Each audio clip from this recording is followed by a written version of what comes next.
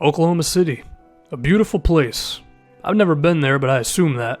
It's also one of the toughest places to win a game in the NBA, and... Actually, this is a little awkward. This is for Game 4, but you want to know what happened in Game 3, right? We were up by 1, with a chance to take a 3-0 lead, and the way I'm leading this thing in, you can pretty much tell how this game already ended. That was some great defense by us, and by that I mean, what the hell was that? I don't know why I didn't have Robertson in the game, man. He's been the Westbrook stopper, which makes sense because they practice together so many damn times. I don't even know what this play is right now. So now I gotta improv and do a pick and roll with Ibaka, which turns into getting the ball stolen by Westbrook. Look, we laid an egg in this Game 3. We had a chance to go up 3-0, but I still have to show you everything because it's really good. It's impressive how we managed to mess this one up. And then, Ilyasova plays the first bit of defense he's played in like 10 years, and he hasn't even been in the NBA for that long. Maybe he has, I don't know. I feel like he's one of those guys who deceptively is in the league for like way longer than you think he is. So now it's 6 points. Boogie, I need a hero, but I also need to be able to get you the ball, which luckily I do, and he didn't dunk on Ilyasova that time, so that's nice. I don't know why Steven Adams isn't in the game. That's an interesting thing, but oh boy. Come on, guys. There is no way in hell we're going to win a playoff game if we're playing defense like that. Isn't it ironic when you play bad defense on Enes Kanter?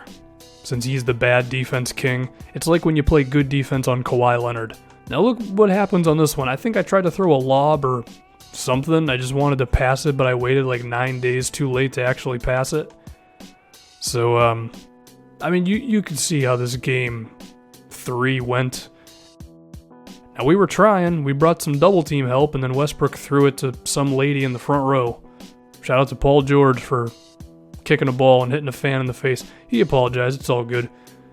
Now, here's another one where I think my pass button just broke, or my brain just broke. Like, what was that? It's the power of the Oklahoma City faithful. They just make you forget how to play basketball. Now, I do want to congratulate Derek Williams for seeing the ball go in the hoop for the first time in this entire series. I think he hit one three-pointer on us. Whatever. Regardless. We had a chance to take a 3-0 lead. Didn't happen. Westbrook went crazy. The Oklahoma City fans, they were too much for us to handle. So this Game 4 is a big deal. Are they going to tie it up at 2-all and make this a 3-game series with Westbrook just wanting to kill us? Or are we going to take a 3-1 lead with Westbrook also wanting to kill us? It's going to be fun. It's going to be interesting. Shout out to Alan Crabb for the hair always being on point. So now to start this one, Russell Westbrook once again wants to give off an Hakeem Olajuwon impression for reasons that I don't entirely know, and we have like 4 people defending him, and he still hits it anyway.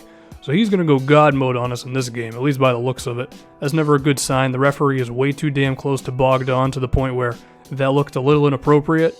Still a nice cut though. I imagine he wanted to get as far away from that referee as possible. Well, maybe not. I mean, I don't know what Bogdan does behind closed doors. This has gone weirder than I intended it to be, but that's okay. What are we doing on this play? Seriously, what are we doing? No one's moving. I just give it to Alan Crabb. Hopefully something good happens. Oh, I want to post up with DeMarcus. It makes sense. Derek Williams fell asleep on defense just like he does on offense. Now on this play, the CPU tries to cheese us as we steal the ball and it immediately goes to Kanter, but luckily I've been dealing with that for years, so I know how to deal with it. And by that I mean I just got lucky that he missed the shot. I actually didn't mean to throw it to Ibaka. I actually accidentally pressed the Y button or something, and then he just happened to be in the perfect spot for a pass, so it worked out. And Robertson just... That guy steals every frickin' pass, man. I actually had to turn down our play passing lanes because of how many passes the dude steals without me doing anything. It made the game too damn easy. We're trying for a Willie Cauley-Stein pick and roll. These usually go pretty well, and yeah, Kanter ain't defending that one. How many lobs does Willie Cauley-Stein have at this point? It's too damn many. So Shabazz misses that one, but OKC forgot how to do offense. To do offense. Is that correct grammar? I don't know. We got a 10-point lead. Hopefully we don't mess this thing up. Hopefully we keep the momentum going in the second. The CPU and their turnaround jumpers, man, I don't get it. I feel like there's a lot more productive shots you could come up with. But I don't know. They also don't defend Shabazz on the 3-point line. So the CPU is... I don't know what they're doing. Although Steven Adams was able to score over Willie Cauley-Stein as well as DeMarcus Cousins, which has to be one of the more scary front courts to try to score over, but we still do it. But then Oladipo messes up, man. The hell was that? Bogdan just had an easy lane to the basket. So now we're up 22 damn points on these guys. What the hell happened? Well, after this basket here, Westbrook misses, I said, okay, CPU can't hit a damn thing. I gotta turn up even some of their sliders as well. It's a struggle, man. Like, I'm not trying to be like, oh, I'm so good at 2K. It's just like, I don't know why the hell the CPU is so damn easy sometimes. Now, they do defend the pick and roll there, so that's a good look. But of course, there are other ways to get it to your star player, DeMarcus Cousins. Shout out to Garrett Temple for being in the game once again. Can I score on this possession? Ooh, Russ, you bailed me out, man. I was screwed. That was going to be a missed shot, a block shot from Steven Adams, and then Westbrook was going to dunk it the other way. Now it's 2 free throws for DeMarcus Cousins. CPU, man, questionable decisions. I'm sure B-Ball Breakdown would have vined that one about Westbrook, and then all of his replies would have been, why do you hate Russell Westbrook? I mean, he does it a lot, let's be honest here. What the hell just happened? Enes Kanter did something, he scored at the line, or he scored inside, now he's at the line.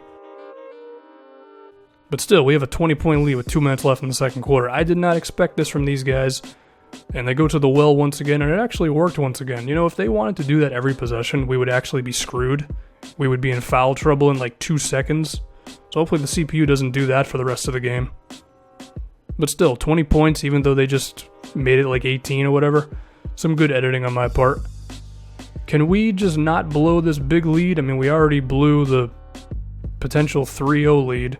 Well, when a really cool Euro step doesn't go in, it's usually a bad sign of something.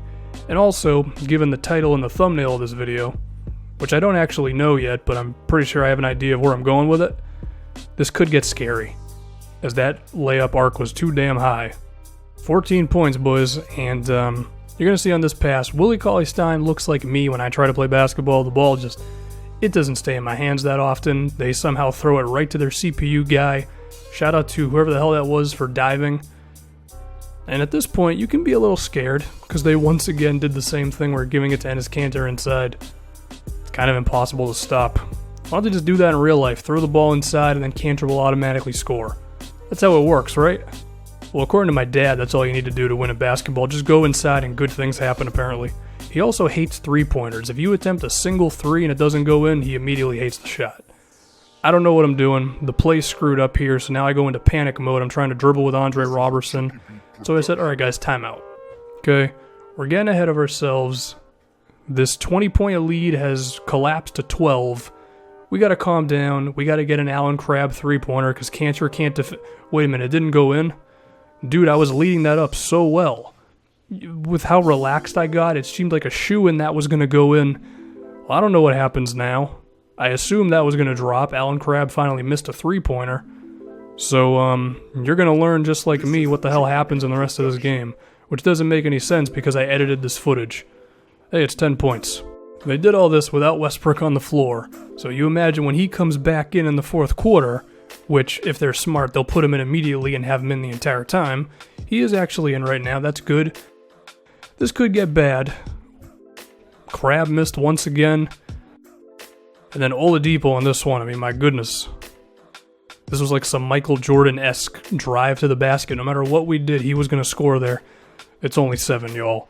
This is scary. This is bad. We cannot get Westbrook on a best-of-3 series. It's like the scariest thing you could ever have. But Allen Crabbe, he may have missed a couple times, but he has a track record. And this one I'm leading up so well, you knew this one was going to drop. There's no way I'm going to have 2 3-pointers that I lead in, and they don't actually go in. Nice shot by Westbrook, using the bank. He takes way too many damn jumpers in this thing. So sometimes it feels like I'm not actually facing Westbrook, and I'm really not facing any defense. I mean, the hell was that? In the highlight, it's going to look like Ilyasova just sucks at defense, which to be fair, he does, but the real reason we scored because the perimeter defense just wasn't there at all. So now it's 12 points once again. Robertson and Westbrook, the marquee matchup. Usually marquee matchups don't involve guys who average 5 points a game, but this one does. So now what are we going to do on offense? I got Boogie trying to play one-on-one, maybe not the best idea in the world. Let's get him going to the rim. Or I can try something with Robertson. The hell kind of offensive play was that, man? Why was I running pick and rolls with Robertson? Why didn't I just give it to Boogie? Hey, it worked out. And now the lead has gone back up to 14 with a minute left, so I think it's safe to say we got this.